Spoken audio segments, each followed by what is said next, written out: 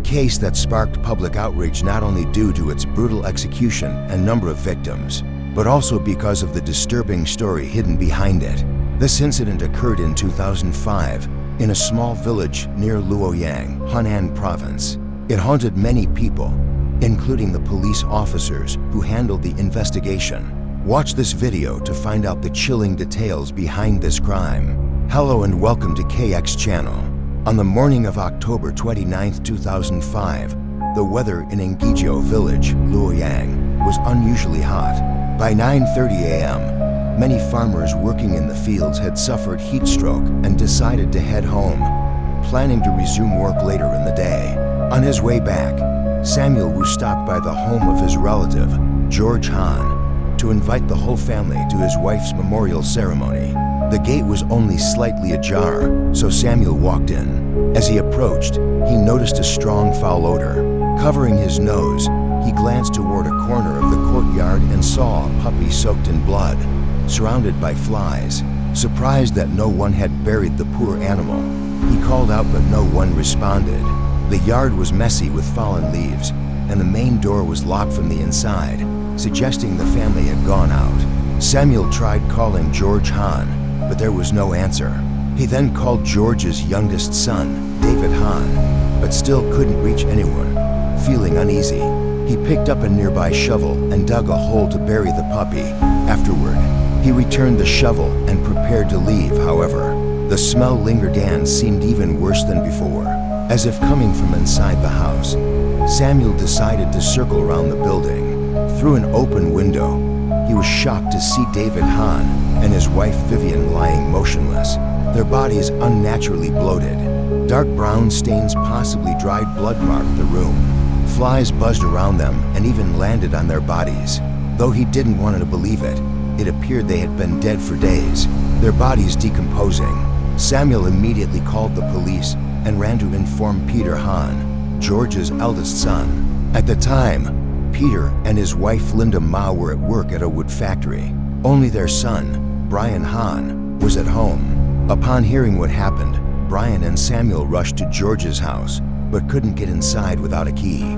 They had no choice but to wait for the authorities. When officers finally saw the two bodies through the bedroom window, they forced the door open. Inside the living room, they discovered another horrifying sight. Nancy Chen, George's wife, lifeless with visible injuries across her body, in the first bedroom. Police found the body of the homeowner, George Han. He lay on a hammock, and next to him was a hand fan stained with dried blood. Compared to the other victims, his injuries were far more severe. In the second bedroom were the bodies of David Han and his wife Vivian too. Vivian lay on her back on the bed, her legs hanging down, indicating she was likely attacked while sitting, not sleeping. David's body was found face down near the bedroom door. In the bathroom, police found the body of a naked young man. According to neighbors, he was Kevin Han, the son of David and Vivian. In total, there were 5 victims, all children and grandchildren of George Han. Based on the advanced state of decomposition, authorities estimated that the murders had occurred at least a week earlier. To speed up the investigation, forensic teams arrived to conduct autopsies. The report confirmed all 5 victims died around 9 days earlier on October 20th. The time of death was nearly identical for all. Each had been attacked with a sharp weapon, likely a kitchen or butcher knife. The injuries varied in number and location. Kevin Han had the fewest wounds, followed by Nancy Chen, then Vivian, then David Han. George Han suffered the most. Forensic examiners recorded 28 separate wounds across George's body from face, chest, and stomach to his limbs. Almost no part of him was left unharmed. The killer had used considerable force, even disfiguring the body intentionally. The entire house was ransacked, drawers pulled out, belongings thrown around. The television in the living room was found face down on the floor. The refrigerator door stood wide open, snacks scattered across the floor. 3 wallets were discovered, all containing IDs but no cash or bank cards. Given the signs of looting, police initially believed the motive was robbery. However, the sheer brutality of the attack suggested otherwise. The killer didn't just strike once, they kept attacking, even after the victims were already dead. If it had been a typical robbery homicide, the killer likely wouldn't have gone this far. Police collected several bloody fingerprints from the scene found on wallet surfaces, the bathroom door, and drawer handles. Forensic analysis confirmed that the prints belonged to at least 3 different individuals. This detail supported the theory that multiple attackers were involved. If it had only been one person, at least one of the 5 victims would likely have had a chance to escape or scream for help. Once the crime scene investigation was complete, police began evaluating potential motives for the attack. Police began narrowing down their list of suspects. They started by investigating individuals in the area with prior theft convictions, while also examining the social relationships of each member of George Han's family. Fingerprints found at the scene were compared with the National Criminal Database, but no matches were found. This confirmed that the killers had no prior record. According to background information, George Han was 70 years old. Despite his age, he remained mentally sharp and physically active. He had accumulated a decent amount of wealth over the years through hard work. He and his wife were living with their youngest son's family, David Han, and his wife Vivian, who were responsible for caring for them. His eldest son, Peter Han, lived about 1 kilometer away with his wife, Linda Mao. Their son, Brian Han, often stayed at home. From what neighbors shared, George Han and his eldest son never got along, for reasons unknown. George had always favored his youngest son over his eldest. Some believed this was because David was the one caring for the parents. Others speculated it was because Peter had once defied the family by marrying a poor, uneducated woman, Linda. The family's internal dynamics had long been strained. Peter and Linda rarely visited George and Nancy, as their relationship was distant and cold. Similarly, their connection with David and Vivian was minimal. Even when they did visit, it wouldn't take long before arguments broke out. George Han was known to have a difficult personality and didn't associate much with poorer neighbors. This led to widespread dislike in the community. Only a few households were on friendly terms with him. Whenever he wanted someone to talk to, George had to travel to the home of Samuel Wu or a few distant relatives. Nancy Chen, his wife, also kept her distance from the neighbors, believing she didn't share the same values. David Han, the youngest son, had grown up spoiled by the wealth his father left behind. He became lazy and indulged in gambling, eventually accruing a large debt. George ended up paying off the loan sharks himself. At the time of the crime, both David and Vivian were unemployed and often out late, raising suspicions that David had never truly given up his bad habits. George continued to side with David and publicly dismissed Peter. At this stage in the investigation, police narrowed their focus to a few key suspects. First, Peter Han and Linda Mao. Second, a local loan shark group led by a man named Martin C., who had often come to the house demanding repayment and even threatened to seize property if David didn't settle his debts. Another potential suspect was a neighbor named Luke Liu, 45 years old, who lived just 2 houses away from George Han. Luke had previously been jailed for assault. George had once made derogatory comments about him, mocking his criminal record and visible tattoos. After questioning all the main suspects, each provided solid alibis. Still, to be sure, police collected and compared their fingerprints to those found at the crime scene. None matched. This complicated the investigation further. The victims had extensive and tangled relationships, making it hard to pinpoint a motive or a likely suspect. Local authorities intensified their efforts by interviewing nearly every resident in the village. They asked whether anyone had noticed unfamiliar faces or suspicious activity near the Han residence. In the days leading up to the murders, the interviews spanned to full days, but yielded no significant leads. Despite that, investigators believed the attack had been personal, based on the number and severity of the wounds. The killer's true target appeared to be George Han himself. From that point, the focus of the investigation shifted entirely toward exploring George's past conflicts and business dealings. Police hoped to find anyone who might have held a grudge. On the 3rd day after the bodies were discovered, the funerals for the Han family were held, but the case remained completely unsolved. The identity of the killer was still a mystery. Then, around 10 p.m. that same night, while the police officers were reviewing the case together at the station, two young men approached. They were visibly nervous, trembling as they walked. Even though the night air was cold, both were sweating profusely.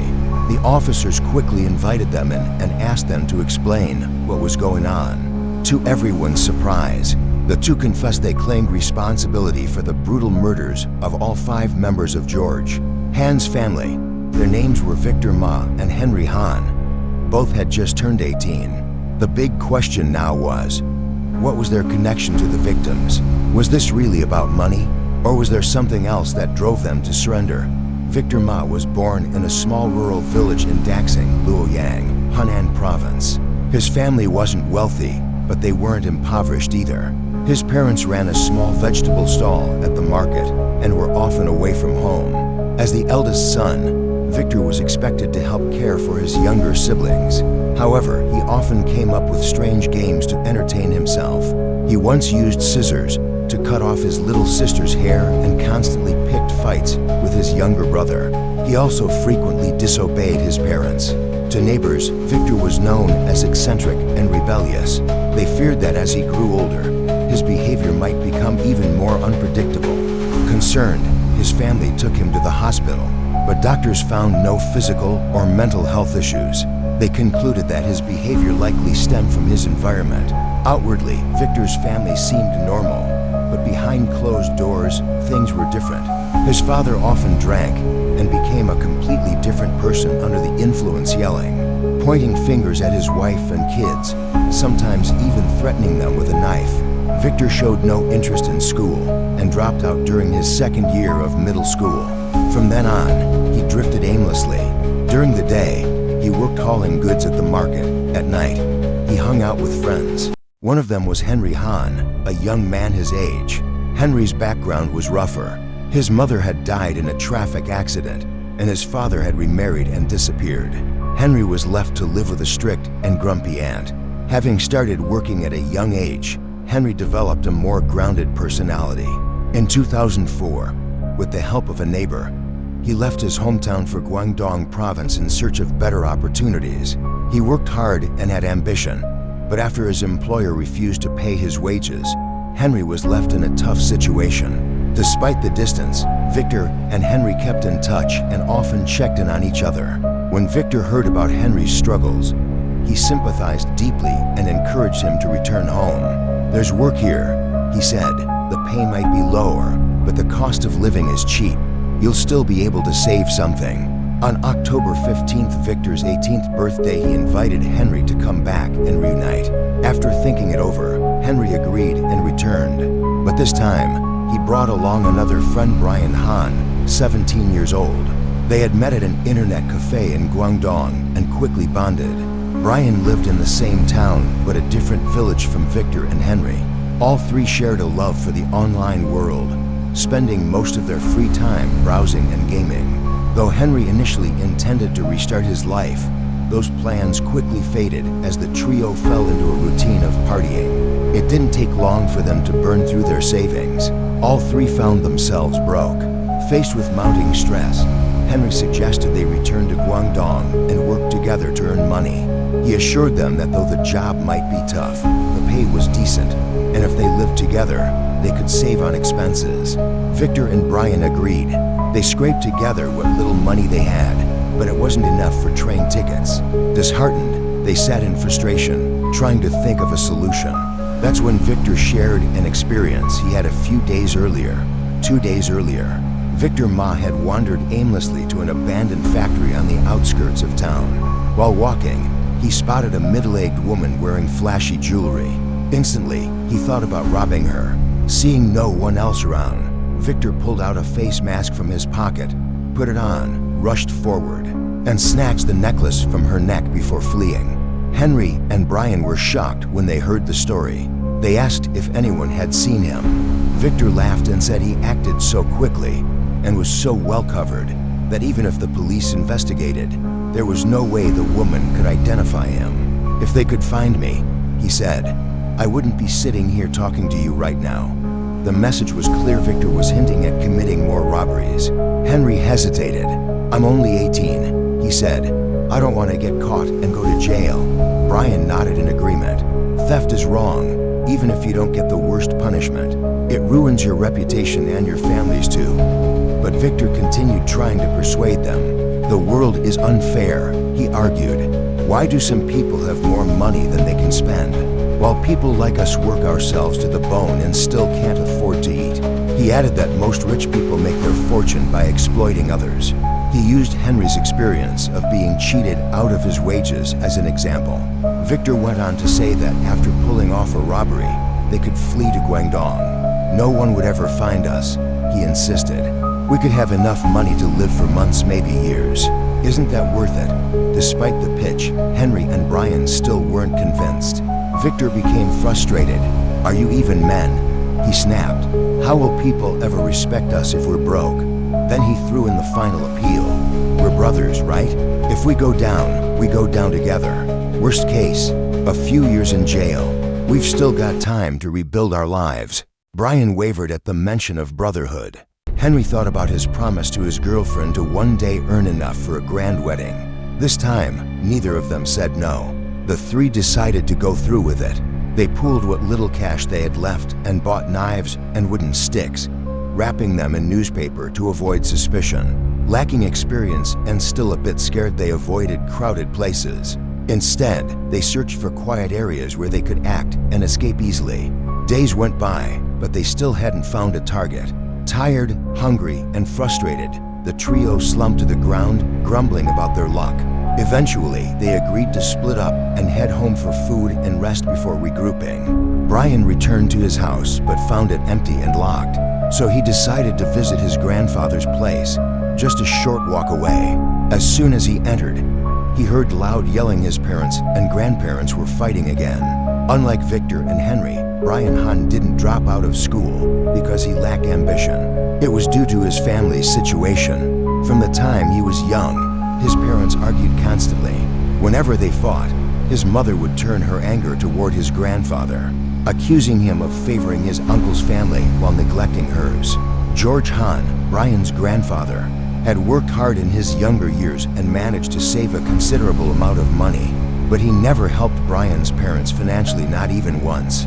When Brian's family was struggling and asked to borrow money to pay his tuition, George refused, saying, "Lending to family is the same as giving it away.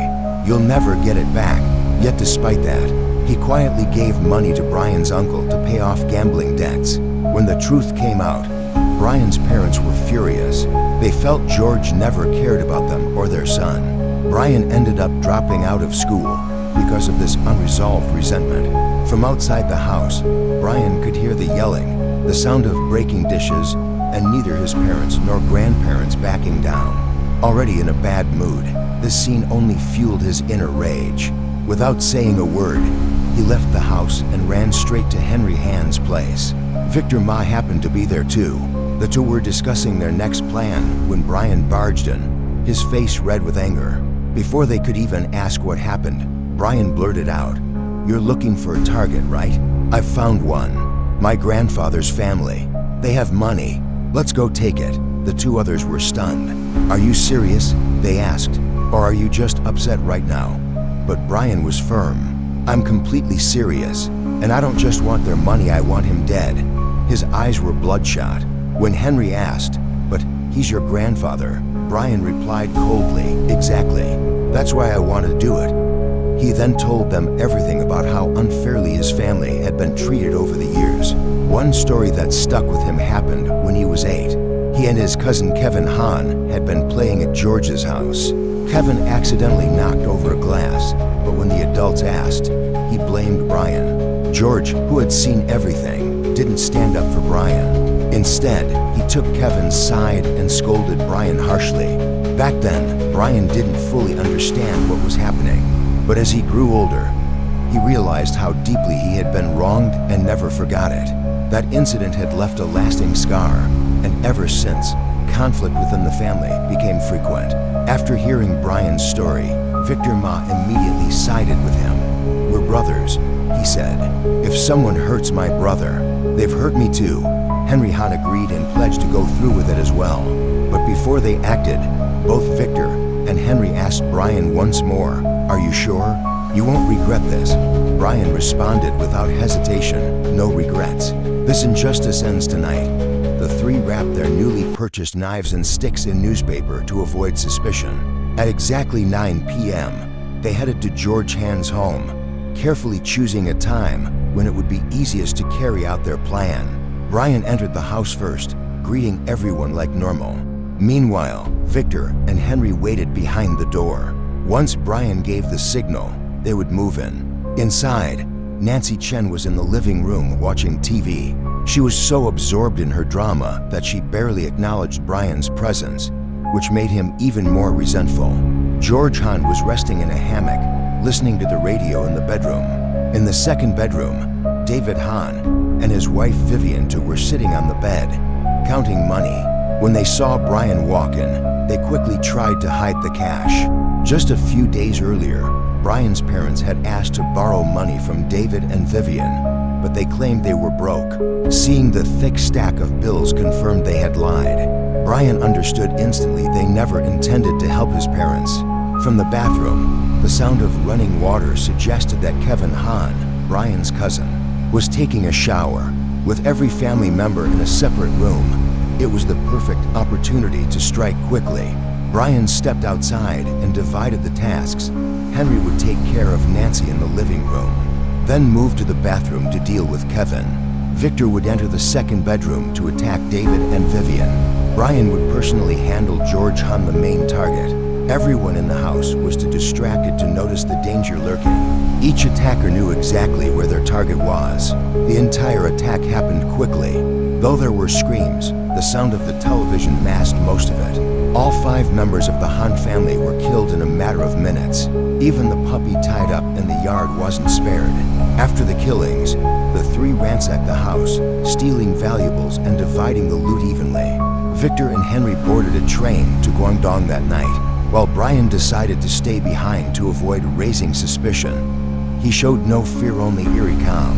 On his way home, he received a call from his friend Leo Zhou, who sounded drunk and invited him over. Leo Zhou told Brian to come over. 2 of their old classmates from elementary school were also there. Before heading out, Brian stopped by a nearby pond to throw away the murder weapons and clean off the blood. Afterward, he went straight to Leo's place. Despite everything that had just happened, Brian felt numb, believing his life had always been filled with misfortune. He downed several drinks with his friends and eventually passed out at the table, sleeping until morning. He thought everything had gone smoothly and that no one would ever find out the truth. What he didn't expect was that guilt had started to eat away at Victor Ma and Henry Han. Unable to bear the weight of what they'd done, the 2 eventually turned themselves into the police. Upon hearing this news, Brian panicked. He grabbed all the money he had left and boarded a train to Shandong province, hoping to escape. But it wasn't long before police tracked him down. During interrogation, Brian initially hid his face and refused to say anything. But when he saw his parents in tears, exhausted, pale, and begging for him, he began to crack. Their words made him realize that they didn't care about the money or whether George Han had treated them fairly. All they had ever wanted was for their son to grow up to be someone decent and free, not locked inside a prison. Eventually, Brian confessed. In the following days, he became withdrawn and haunted. He would often fall into trances and suffer from flashbacks of the night of the murders. Although all 3 suspects gave consistent confessions, the police still needed hard evidence to prosecute. Forensic teams matched their fingerprints to those found at the scene, following their directions. Officers also recovered the discarded weapons from 3 different locations. On May 22, 2007, the Luoyang Intermediate People's Court sentenced Victor Ma and Henry Han to death for murder and robbery. Brian Han was sentenced to life imprisonment, as he was still under 18 at the time of the crime. Throughout the trial, the audience was overwhelmed. Friends and relatives of the victims couldn't believe what they were hearing. On November 19, 2007, during the appeals trial, the court upheld the original verdict and submitted it to the Supreme People's Court for final approval. The day before their execution, Victor Ma and Henry Han faced the media. Both expressed deep regret saying that if they could turn back time, they would never have committed such a horrific crime. However, they also voiced resentment toward Brian, believing that he more than anyone deserved the death penalty. In their view, he was the true instigator. This tragic case was not only a horrifying crime, but also a reflection of deep-rooted family issues, poor emotional control, and a lack of proper upbringing, factors that pushed 3 young men into the abyss. What do you think about this case and the people involved? Leave a comment and share your thoughts. Thank you for watching today's video. Don't forget to like and subscribe to our channel to discover more real-life crime stories from around the world.